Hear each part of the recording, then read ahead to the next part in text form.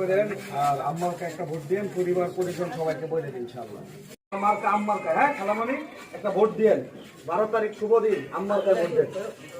আসসালামু আলাইকুম। ভোটটা আপনারা দিবেন, এটা আমার ভাই হয়, বুঝছেন? ভুল করবেন না।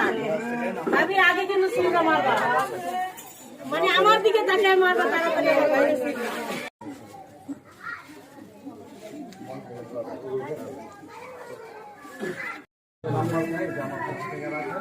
সবাই দোয়া করতে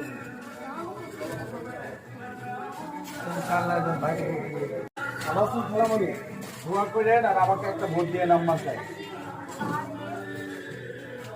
আসসালামু আলাইকুম আপামণি, ভালো আছেন?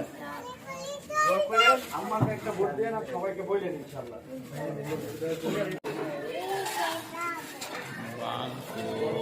আমাকে একটা ভোট দিয়ে আম্মা।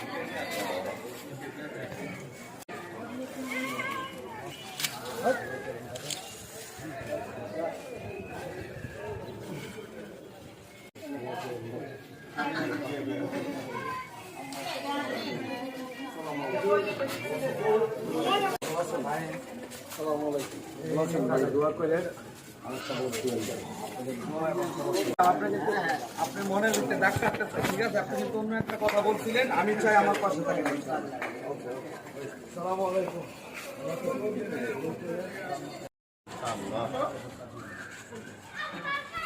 জাতীয় সংসদ নির্বাচন ঢাকা 16 আসনে আমরা যে ক্যাম্প রয়েছে, এডিসি ক্যাম্প, তারপর হচ্ছে মাদ্রাসা ক্যাম্প, মুসলিম ক্যাম্প, আমরা এই সমস্ত ক্যাম্পে আসতেছি, সম্মানিত ভোটারদের সাথে কথা বলতেছি।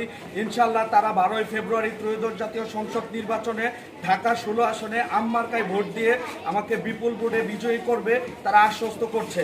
ইনশাল্লাহ আমি সবসময় এই বস্তিবাসী বলেন, ক্যাম্পবাসী বলেন, সাধারণ নিম্ন আয়ের মানুষ বলেন, খেটে খাওয়া মানুষ বলেন, ঢাকা 16 আসনের ধার প্রান্তে যারাই বসবাস করে, নিচু এলাকার মানুষ, অভাবী মানুষ, সকলের বন্ধু হিসাবে, সুপরিচিত হিসাবে, তাদের অভাবের দিনে, অনটনের দিনে, শীতকালে বলেন, যার বাসায় চাল থাকে না, ডাল থাকে না, আমার পক্ষে যতটুকু সম্ভব আমি তাদের পাশে থাকি।